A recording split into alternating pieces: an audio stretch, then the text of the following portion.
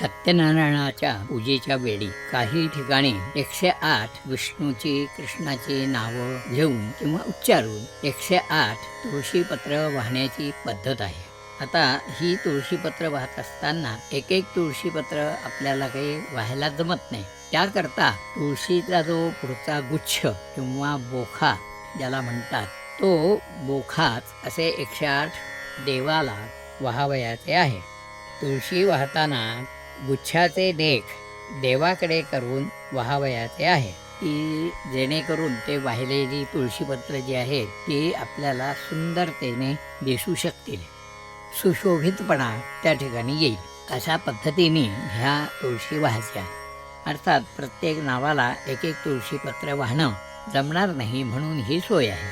प्रथम अष्टोत्तर शतनाम जी आहेत ती नावं या ठिकाणी मी उच्चारणार आहे आणि नाव उच्चारल्यानंतर किंवा नाव उच्चारत असताना आपण एक एक तुळशीपत्र किंवा गुच्छ किंवा बोखा ज्याला आपण म्हणतो तो व्हायचा आहे. प्रथम हात जोडून ध्यान करायचे देवाचं. नारायणं सांद्रघनावभासुरं चतुर्भुजं पीतमहार्हवाससं प्रसन्नवक्त्रं नवकञ्जलोचनं सनन्दनाद्यैरपि सेवितं भजे. नवाम्भोजनेत्रं रमाकेलिपात्रं चतुर्बाहुचामीकरं चारुगात्रं जगत्राणहेतुं रिपौधूमकेतुं सदा सत्यनारायणं स्तौमि देवं. श्री सत्यनारायण महाराज की जय. याच्यानंतर एक एक बोखा किंवा एक एक तुळशीपत्र देवाला व्हायचं आहे. नारायणाय नमः, नराय नमः, शौर्ये नमः, चक्रपाणये नमः, जनार्दनाय नमः, वासुदेवाय नमः, जगद्योनये नमः, वामनाय नमः, ज्ञानपञ्चकाय नमः, जगन्नाथाय नमः, चतुर्मूर्तये नमः, चतुर्भुजाय नमः, देवकेशाय नमः, ऋषिकेशाय नमः, शङ्कराय नमः, गरुडध्वजाय नमः, नारसिंहाय नमः, महादेवाय नमः, स्वयंभुवे नमः, भुवनेश्वराय नमः, श्रीधराय नमः, देवकीपुत्राय नमः, पार्थसारथये नमः, अच्युताय नमः, शङ्खपाणये नमः, परञ्ज्योतिषे नमः, आत्मज्योतिषे नमः, अचञ्चलाय नमः, श्रीवत्साङ्काय नमः, अखिलाधाराय नमः, सर्वलोकपतये नमः, प्रभवे नमः, त्रिविक्रमाय नमः, त्रिकालज्ञाय नमः, त्रिधाम्ने नमः, करुणाकराय नमः, सर्वज्ञाय नमः, सर्वगाय नमः, सर्वाय नमः, सर्वेश्वराय नमः, सर्वसाक्षिणे नमः, हयग्रीवाय नमः, हरये नमः, शारङ्गिणे नमः, हलिने नमः, शेषाय नमः, हलायुधाय नमः, सहस्रबाहवे नमः, अव्यक्ताय नमः, सहस्राक्षाय नमः, क्षराय नमः, अक्षराय नमः, गजेन्द्रघ्नाय नमः, गजार्तिघ्नाय नमः, केशवाय नमः, केशिमर्दनाय नमः, कैटभारये नमः, अविद्यारये नमः, कामदाय नमः, कमलेक्षणाय नमः, कंसशत्रवे नमः, अघशत्रवे नमः, काकुत्स्थाय नमः, खगवाहनाय नमः, अनिलाम्बुदद्युतये नमः, नित्याय नमः, नित्यतृप्ताय नमः, निराश्रयाय नमः, नित्यानन्दाय नमः, सुराध्यक्षाय नमः, निर्विकल्पाय नमः, निरञ्जनाय नमः, ब्रह्मण्याय नमः, पृथ्वीनाथाय नमः, पीतवाससे नमः, गुहाशयाय नमः, वेदगर्भाय नमः, विभवे नमः, विष्णवे नमः, श्रीमते नमः, त्रैलोक्यभूषणाय नमः, यज्ञमूर्तये नमः, अमेयात्मने नमः, वरदाय नमः, वासवानुजाय नमः, जितेन्द्रियाय नमः, जितक्रोधाय नमः, समदृष्टये नमः, भक्तप्रियाय नमः, जगत्पूज्याय नमः, सनातनाय नमः, परमात्मने नमः, असुरान्तकाय नमः, सर्वभूतानामन्तकाय नमः, अनन्ताय नमः, अनन्तविक्रमाय नमः, मायाधराय नमः, निराधाराय नमः, सर्वाधाराय नमः, धराधराय नमः, निष्कलङ्काय नमः, निराभासाय नमः निष्प्रपञ्चाय नमः निरामयाय नमः भक्तवश्याय नमः महोदराय नमः पुण्यकीर्तनाय नमः पुरातनाय नमः। ओम नमो भगवते वासुदेवाय श्रीमत्सत्यनारायणाय नमः। हात जोडून नमस्कार करायचा। अनेन अष्टोत्तरशतनामभिः तुलसीदल समर्पणेन भगवान श्री सत्यनारायणः प्रीयतान्न मम तत्सद्ब्रह्मार्पणमस्तु।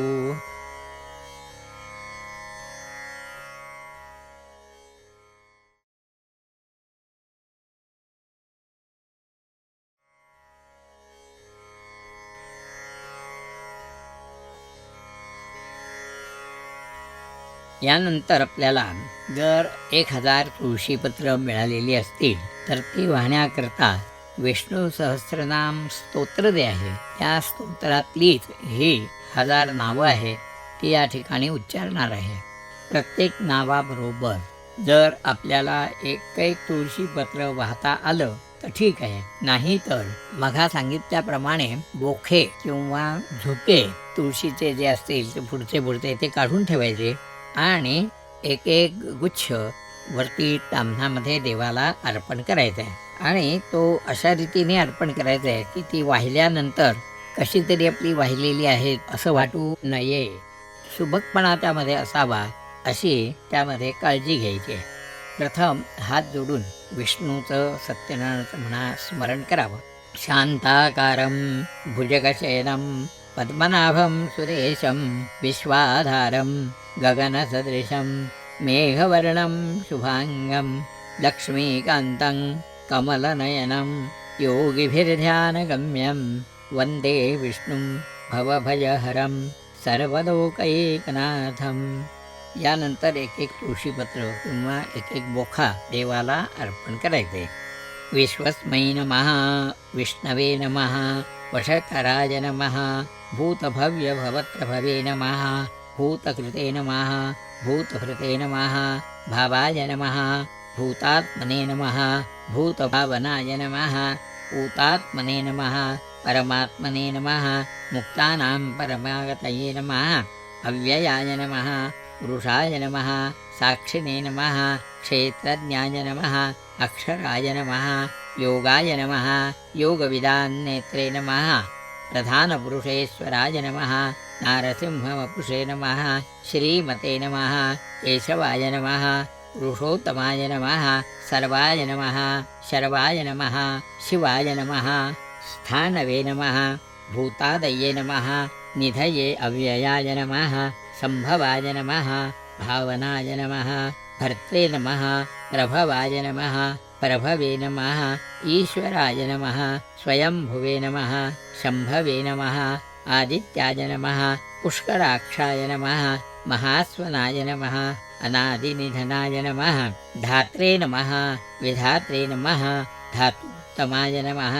अप्रमेयाय नमः ऋषिकेशाय नमः पद्मनाभाय नमः अमरप्रभवे नमः विश्वकर्मणे नमः मनवे नमः त्वष्ट्रे नमः स्थविष्ठाय नमः स्थविराय ध्रुवाय नमः अग्राह्याय नमः शाश्वताय नमः कृष्णाय नमः लोहिताक्षाय नमः प्रतर्दनाय नमः प्रभूताय नमः त्रिककुब्धाम्ने नमः पवित्राय नमः मंगलाय परस्मै नमः ईशानाय नमः प्राणदाय नमः प्राणाय नमः ज्येष्ठाय नमः श्रेष्ठाय नमः प्रजापतये नमः हिरण्यगर्भाय नमः भूगर्भाय नमः माधवाय नमः मधुसूदनाय नमः ईश्वराय नमः विक्रमिणे नमः धन्विने नमः मेधाविने नमः विक्रमाय नमः क्रमाय नमः अनुत्तमाय नमः दुराधर्षाय नमः कृतज्ञाय नमः कृतये नमः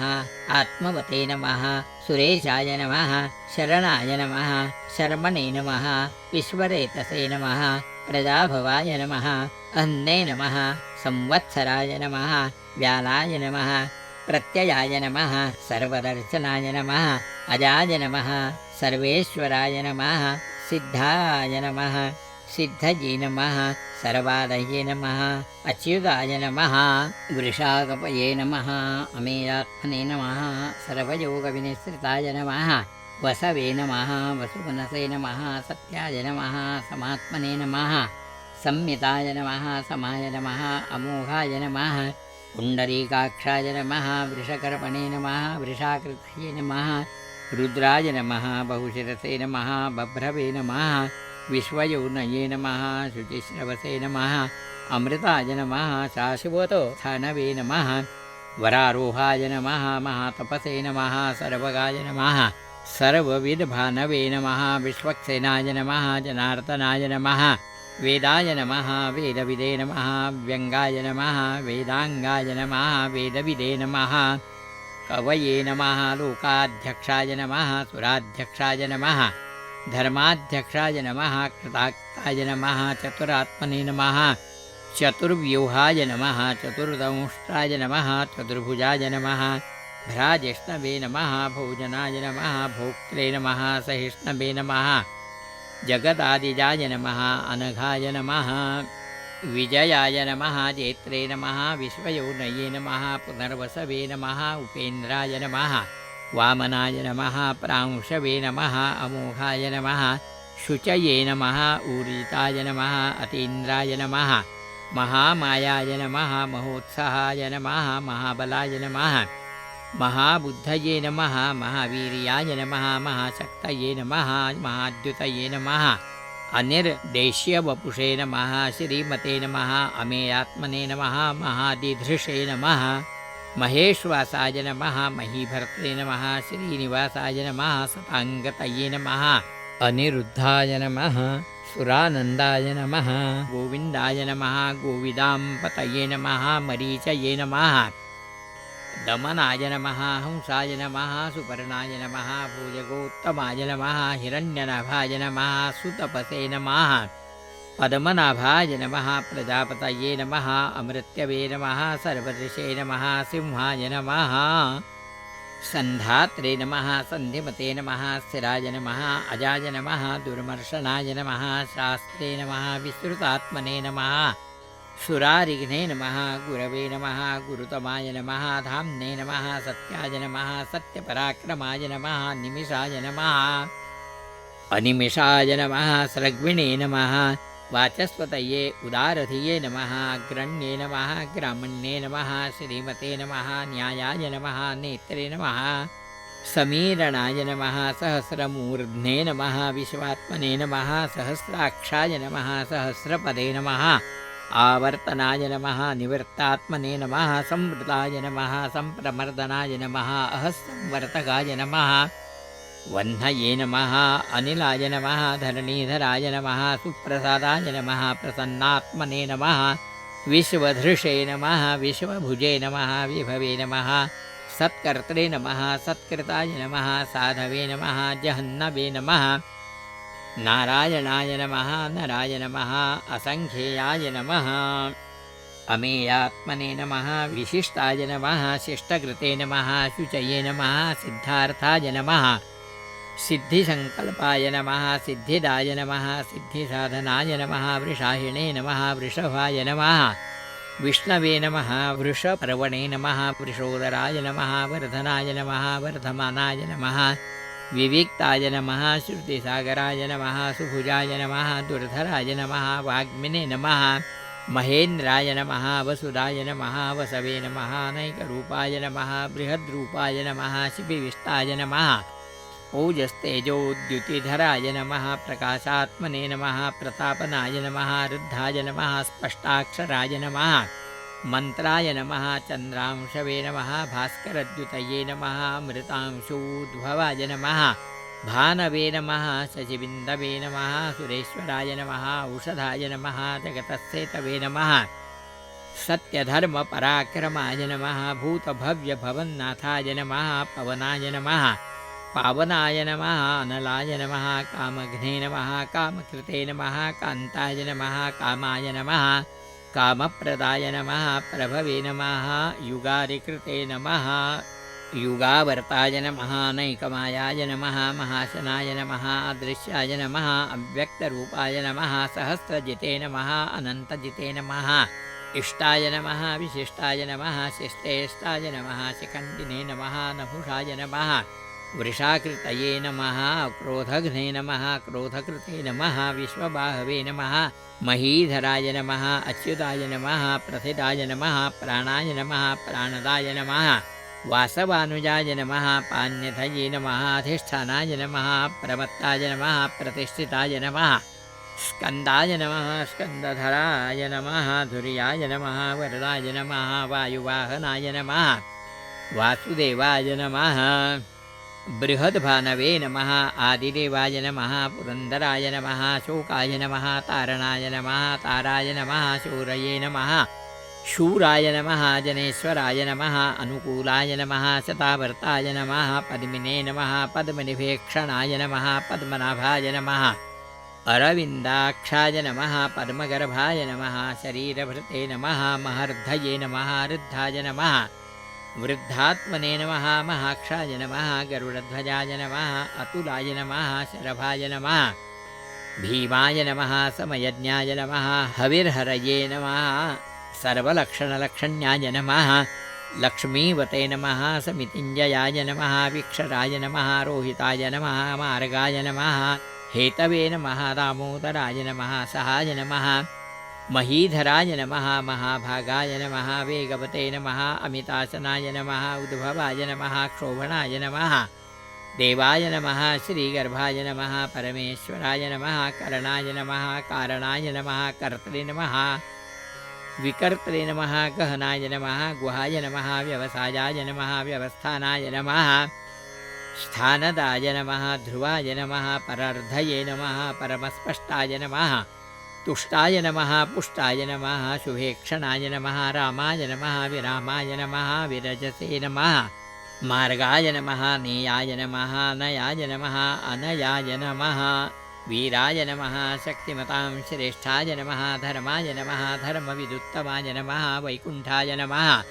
पुरुषाय नमः प्राणाय नमः प्राणदाय नमः प्रणवाय नमः पृथवे नमः हिरण्यगर्भाय नमः शत्रुघ्नाय नमः व्याप्ताय नमः वायवे नमः अधोक्षजाय नमः ऋतवे नमः सुदर्शनाय नमः कालाय नमः परमेष्ठिने नमः परिग्रहाय नमः उग्राय नमः संवत्सराय नमः दक्षाय नमः विश्रामाय नमः विश्वदक्षिणाय नमः विस्ताराय नमः स्थावरस्थानवे नमः प्रमाणाय नमः बीजायाव्ययाय नमः अर्थाय नमः अनर्थाय नमः महाकोशाय नमः महाभोगाय नमः महाधनाय नमः अनिर्विण्णाय नमः स्थविष्ठाय नमः बभुवे नमः धर्मयूपाय नमः महामुखाय नमः नक्षत्रनेमये नमः नक्षत्रिणे नमः क्षमाय नमः क्षामाय नमः समीहनाय नमः यज्ञाय नमः ईज्याय नमः महेज्याय नमः ऋतवे नमः सत्राय नमः शताङ्गतये नमः सर्वदर्शिने नमः विमुक्तात्मने नमः सर्वज्ञाय नमः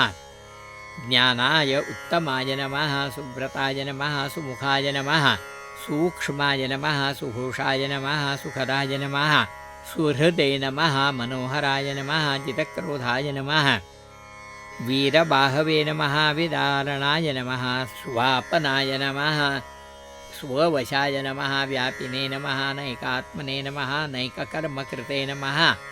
वत्सराय नमः वत्सलाय नमः वत्सिने नमः रत्नगर्भाय नमः धनेश्वराय नमः धर्मगुपे नमः धर्मकृते नमः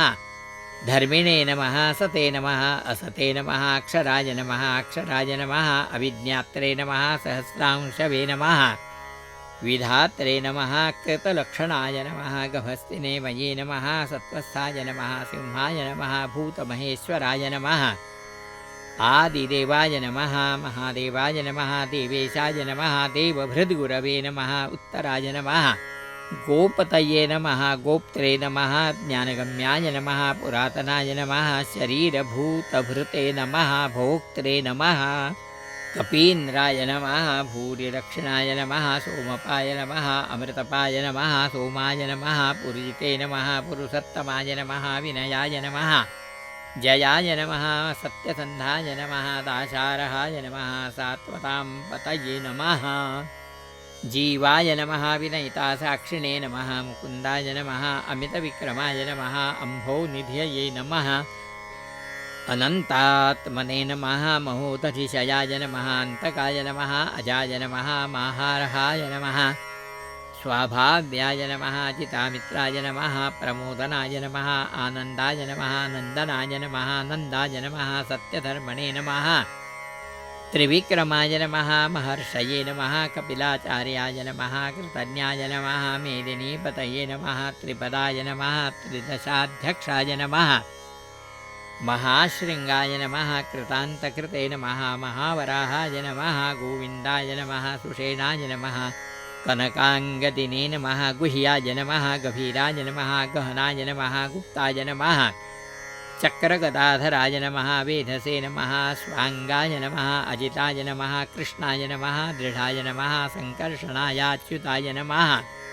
वरुणाय नमः वारुणाय नमः वृक्षाय नमः पुष्कराक्षाय नमः महामनसे नमः भगवते नमः भगग्ने नमः आनन्दिने नमः वनमालिने नमः हलायुधाय नमः आदित्याय नमः ज्योतिरादित्याय नमः सहिष्णवे नमः गतिसप्तमाय नमः सुधन्वने नमः खण्डपरशवे नमः दारुणाय नमः द्रविणप्रदाय नमः दिवस्पृशे नमः सर्वदीर्घव्यासाय नमः वाचस्पतये अयोनिजाय नमः त्रिसाम्ने नमः सामगाय नमः सामाय नमः निर्वाणाय नमः भेषजाय नमः भिषजे नमः सन्न्यासकृते नमः शमाय नमः शान्ताय नमः निष्ठायै नमः शान्तये नमः परायणाय नमः शुभाङ्गाय नमः शान्तिराय नमः स्रष्टे नमः कुमुदाय नमः कुवलेशयाय नमः गोहिताय नमः गोपतये नमः गोप्त्रे नमः वृषभाक्षाय नमः वृषप्रियाय नमः अनिवर्तिने नमः निवृत्तात्मने नमः संक्षेप्त्रे नमः क्षेमकृते नमः शिवाय नमः श्रीवत्सवक्षसे नमः श्रीवासाय नमः श्रीपतये नमः श्रीमतांवराय नमः श्रीराज नमः श्रीशाय नमः श्रीनिवासाय नमः श्रीनिधये नमः श्रीविभावनाय नमः श्रीधराय नमः श्रीकराय नमः श्रीयसे नमः श्रीमते नमः लोकत्रयाश्रयाय नमः स्वक्षाय नमः स्वङ्गाय नमः सदानन्दाय नमः नन्दिने नमः ज्योतिर्गणेश्वराय नमः विजितात्मने नमः विधेयात्मने नमः सत्कीर्तये नमः छिन्नसंशयाय नमः उदीर्णाय नमः सर्वतश्चक्षुषे नमः अनीशाय नमः शाश्वतस्थिराय नमः भूषयाय नमः भूषणाय नमः भूतये नमः विशोकाय नमः शोकनाशनाय नमः अर्चिष्मते नमः अर्चिताय नमः कुम्भाय नमः विशुद्धात्मने नमः विशोधनाय नमः अनिरुद्धाय नमः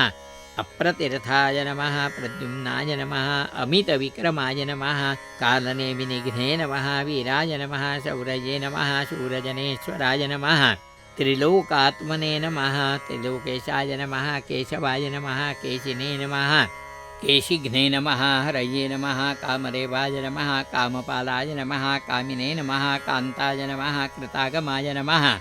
अनिर्देश्यवपुषे नमः विष्णवे नमः वीराय नमः अनन्ताय नमः धनञ्जयाय नमः ब्रह्मण्याय नमः ब्रह्मकृते नमः ब्रह्मणे नमः ब्रह्मणे नमः ब्रह्मविवर्धनाय नमः ब्रह्मविदे नमः ब्राह्मणाय नमः ब्रह्मणे नमः ब्रह्मज्ञाय नमः ब्राह्मणप्रियाय नमः महाक्रमाय नमः महाकर्मणे नमः महातेजसे नमः महोरगाय नमः महाक्रतवे नमः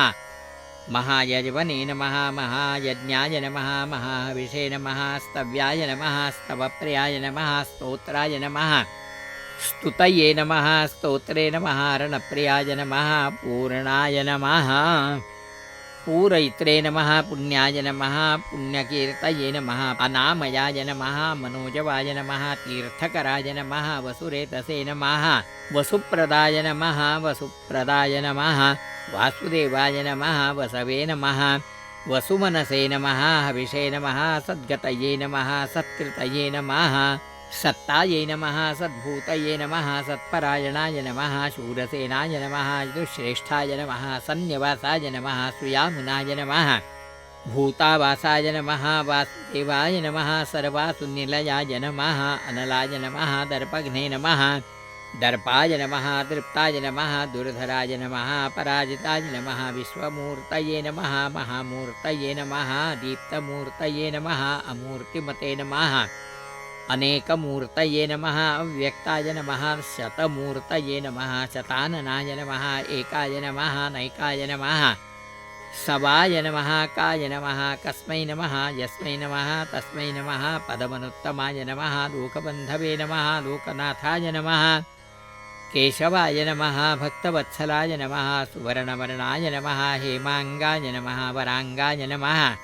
चन्दनाङ्गदिने नमः वीरघ्ने नमः विषमाय नमः शून्याय नमः धृताशिषे नमः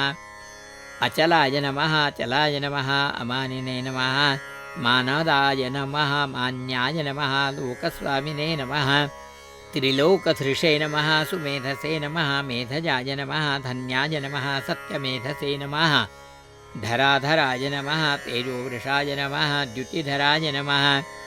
सर्वशस्त्रभृतांवराय नमः प्रग्रहाय नमः निग्रहाय नमः व्यग्राय नमः नैकशृङ्गाय नमः गदाग्रजाय नमः चतुर्मूर्तये नमः चतुर्बाहवे नमः चतुर्व्यूहाय नमः चतुर्गतये नमः चतुरात्मने नमः चतुर्भावाय नमः चतुर्वेदविदे नमः एकपदे नमः समावर्ताय नमः निवृत्तात्मने नमः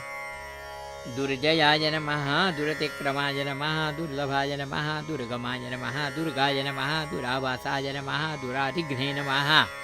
शुभाङ्गाय नमः लोकसारङ्गाय नमः सुतन्तुवे नमः तन्तुवर्धनाय नमः इन्द्रकर्मणे नमः महाकर्मणे नमः कृतकर्मणे नमः कृतागमाय नमः उद्भवाय नमः सुन्दराय नमः सुन्दाय नमः रत्ननाभाय नमः सुलोचनाय नमः अर्काय नमः वाजसनाय नमः शृङ्गिने नमः जयन्ताय नमः सर्वविद्ययिने नमः सुवर्णबिन्दवे नमः अक्षोभ्याय नमः सर्ववागीश्वरेश्वराय नमः महाह्रदाय नमः महागर्ताय नमः महाभूताय नमः महानिधये नमः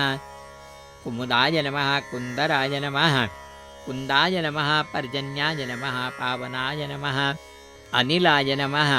अमृतांशाय नमः अमृतवपुषे नमः सर्वज्ञाय नमः सर्वतोमुखाय नमः सुलभाय नमः सुव्रताय नमः सिद्धाय नमः शत्रुजिते नमः शत्रुतापनाय नमः न्यग्रोधाय नमः उदुम्बराय नमः अश्वत्थाय नमः चानूरान्ध्रनिषूदनाय नमः सहस्रार्चिषे नमः सप्तजिह्वाय नमः सप्तैधसे नमः सप्तवाहनाय नमः अमूर्तये नमः अनघाय नमः अचिन्त्याय नमः भयकृते नमः भयनाशनाय नमः अणवे नमः बृहते नमः कृशाय नमः स्थूलाय नमः गुणभृते नमः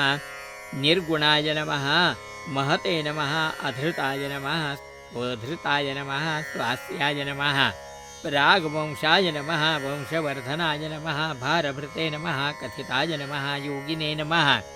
योगीशाय नमः सर्वकामप्रदाय नमः आश्रमाय नमः श्रमणाय नमः क्षामाय नमः सुवर्णाय नमः वायुवाहनाय नमः धनुर्धराय नमः धनुर्वेदाय नमः दण्डाय नमः दमैत्रे नमः दमाय नमः पराजिताय नमः सर्वसहाय नमः नियन्त्रे नमः नियमाय नमः यमाय नमः सत्त्ववते नमः सात्विकाय नमः सत्याय नमः सत्यधर्मपरायणाय नमः अभिप्रायाय नमः प्रियार्हाय नमः अर्हाय नमः प्रियकृते नमः प्रीतिवर्धनाय नमः विहायसगतये नमः ज्योतिषे नमः